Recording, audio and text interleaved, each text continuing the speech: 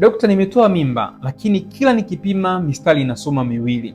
Je, hapa shida ni nini?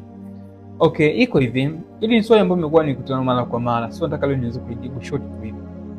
Kwa kawaida tunapopima ujauzito kupitia kipimo cha mkojo, wakati tunapima homoni moja inaitwa HCG hormone.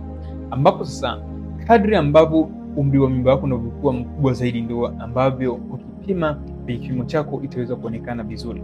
So ikitokea kwamba mimba ni changa, hii homoni inakuta labda ujauzito kwa wingi, utakuta mistari inayotokea au inakuwa imefifia au isitokee kabisa. Lakini mimba inapokuwa inakuwa kubwa zaidi inaonekana vizuri zaidi. So hivyo pia kwamba endapo kama umetoa mimba maybe leo, usitaje kwamba baada siku moja, siku mbili, siku tatu ile mistari itaweza kuondoka baada ya wewe kupima ujauzito. No. Itabidi ukae at least wiki mbili, wiki tatu, wiki nne, ndipo ambapo ukija ukapima utakuta ile mistari imefutika kabisa. So kama umetoa mimba juzi na ukabla umepima baada ya siku tatu, siku nne, sistaajabu sana kuona bado mistari inasoma hivyo. Sasa ikitokea kwamba umepitisha wiki mbili, wiki tatu na bado mistari inasoma kwamba una mimba, ni vyema kuweza kufika hospitalini kwenda kupima kipimo cha ultrasound kuweza kupata uhakika kwamba mimba ipo au haipo. Sababu sometimes unapotumia vidonge kuweza kutoa mimba, hizo kwa umetoa mimba hii iko ni complete, haijatoka yote. Au pia unaweza